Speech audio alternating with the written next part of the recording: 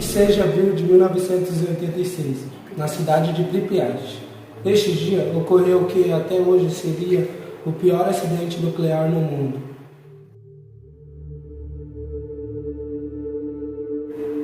As primeiras usinas nucleares começaram a ser feitas na Segunda Guerra Mundial. As primeiras não tinham como objetivo gerar energia. Na época, a Ucrânia fazia parte da União Soviética, que tinha uma vasta extensão territorial. Apenas com a demanda de energia da União Soviética foram começar a construção de usinas nucleares para a geração de energia. Aí iniciou o programa nuclear soviético. Em 1951, ocorreu a construção da primeira usina, com o objetivo de gerar energia, a usina Obninsk e a construção de Pripyat. Além de ser um objetivo de gerar energia, Obninsk era também uma conquista para a União Soviética de mostrar ao mundo o quão eficiente era a sua tecnologia. Pripyat foi construída com o propósito de servir as usinas. Bom, como vocês estão vendo, Pripyat foi inaugurada em 2 de fevereiro de 1970. Apesar dela ser uma cidade para servir as usinas, ela também era uma cidade moderna e de ótima infraestrutura. Naquela época, Pripyat abrigou mais de 49.360 habitantes. Em 1972, a construção de usinas nucleares Vladimir Ilyich Ulyanov, mais conhecida como Chernobyl, foi iniciada. A ideia inicial era de que ela fosse construída a 25 quilômetros da atual capital da Ucrânia, Kiev. Mas com muita população e vários órgãos pressionando, foi construída em Pripyat, às margens do seu rio. No dia do acidente, a usina nuclear de Chernobyl estava usando um tipo de reator novo, que foi construído pela própria União Soviética. Como vocês estão vendo, o nome dela era RBMK. Como era um produto de baixo custo, poderiam ser produzidos vários de uma vez, e ainda poderia ser usado como matéria-prima de armamentos nucleares. E como ele estava no meio da Guerra Fria, a escolha desse tipo de reator não foi muito difícil. No dia 25 de abril de 1986, um teste no reator 4 da usina de Chernobyl iria ser realizado, coincidentemente no mesmo dia que esse reator passaria por uma manutenção. O objetivo desse teste era ver como o reator iria agir em uma situação de emergência. A situação era o seguinte: reatores RBMK, para serem resfriados, precisam de 28.000 litros de água por hora. Essa água toda era bombeada por bombas d'água, que precisavam de energia, que curiosamente era alimentada pelo próprio reator. No caso, se houvesse uma perda de energia, haveria 3 geradores reservas. O único problema é que eles levavam em média 1 minuto para atingirem a velocidade total necessária para a bomba da água funcionar.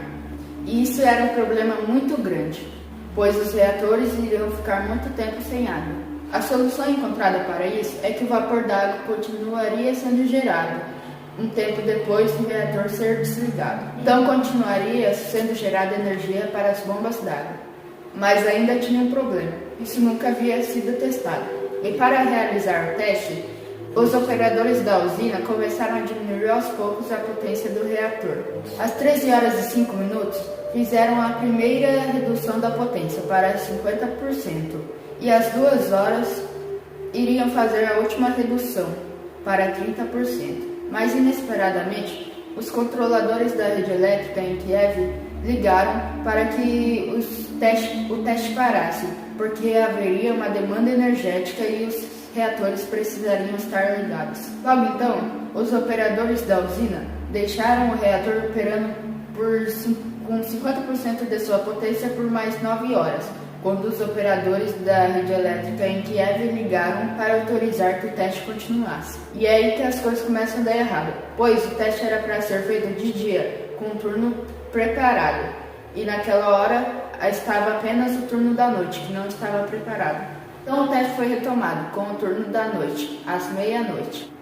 Para que tudo ocorresse corretamente, o reator 4 precisaria estar operando com 700 megawatts. Essa potência, então, foi atingida à meia-noite e 5 minutos. Só que dentro do reator, um dos subprodutos do decaimento começou a se acumular, o xenônio 135. Esse processo é conhecido como envenenamento do reator. As consequências disso é que a potência do reator iria decair, mesmo que os operadores não fizessem nenhuma alteração. À meia-noite 28, Alexander Akimov começou uma discussão com Anatoly Dyatlov, pois Akimov dizia que a potência do reator não podia ser menor do que 700 megawatts. Já Dyatlov dizia que 200 megawatts seria seguro.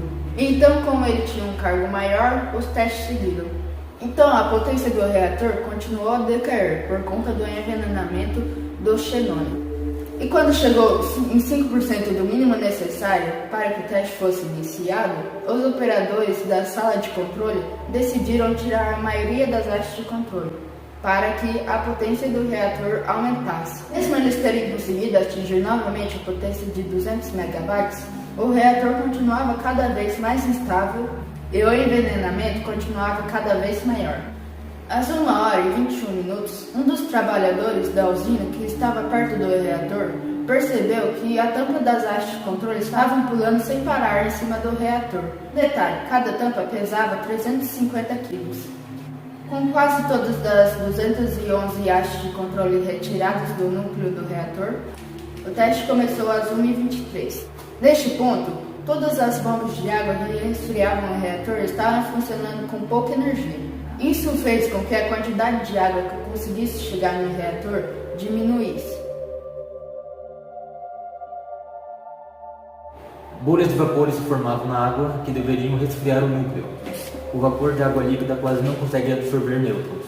A reação fica completamente descontrolada. Conforme mais e mais água se transforma em vapor, o único elemento que havia absorvido nêutrons havia sido tirado do sistema, já que todas as hastes de controle estavam fora do núcleo. Naquele momento, a única coisa que restava era um dos moderadores de grafite. Com o reator esquentando rapidamente e a potência aumentando sem controle, Akimov aperta o botão de emergência para desligar o reator às 1h23. As hastes de controle que deveriam estar no reator, para ele ser desligado, não estavam mais ali. Mesmo com a tentativa de colocá-las novamente, elas travam. O reator chega a ficar com sua potência 120 vezes maior do que o normal, e cada vez mais o vapor estava se acumulando na tubulação. E não há mais nada que possa ser feito. A verdade é que já era tarde. E assim o reator número 4 explode. E assim faz com que a tampa de 1000 toneladas que ficava sobre o reator fosse arremessada para longe. O núcleo agora fica exposto. Conforme gás oxigênio entra em contato com o grafite, o núcleo tudo pegava fogo. As condições lá eram tão extremas que o ar que entrava no reator com a água, o metal dos tubos, era hidrogênio, o que faz com que as coisas só piorem. Logo depois há uma segunda explosão, que joga destroços no ar e quebra completamente o teto do reator número 4. Pedaços de grafite que eram extremamente radioativos são jogados para o ar. Podem ser vistos ao redor do reator. Gases como iodo 131, césio 137 e estrôncio 90 foram liberados na atmosfera. A radiação liberada já está fora de controle e se espalhava por toda parte na atmosfera. A radiação se espalhou pelo mundo. Rapidamente foi identificado altos níveis de radiação na Polônia, Áustria, Suécia, Bielorrússia e até lugares muito distantes, como os Estados Unidos, Canadá e Reino Unido.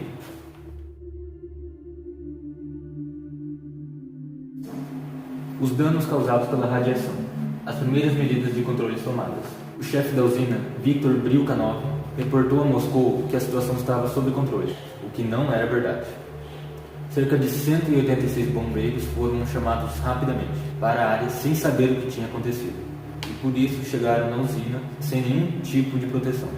E sem ter conhecimento do material em que estavam mexendo, estavam pedaços de blocos de grafite extremamente radioativos. Só um dia depois do ocorrido, no período da tarde, que a população foi avisada sobre o acidente, e assim a cidade foi evacuada. Mas o que a população ficou sabendo é que ficariam fora da cidade por apenas 2 ou 3 dias, e que só deveriam pegar objetos importantes. Mais de 1.200 ônibus foram usados para a evacuação da cidade, por mais de 45 mil habitantes. E o que a população não sabia é que nunca mais voltariam para a cidade. Na área do acidente, quantidade de grãos extremamente radioativos presentes formavam-se uma fumaça que ia para a atmosfera, contaminando todas as cidades ao redor de Chernobyl. Aproximadamente 6h30 do dia 26, a situação já estava sob controle, exceto na região do reator 4. Bombeiros tentavam apagar o fogo com toneladas de água, mas fracassavam e não conseguiam controlar a situação. Então decidiram jogar areia e boro com helicópteros para apagar o fogo e diminuir a dispersão do material radioativo, o que acabou dando certo.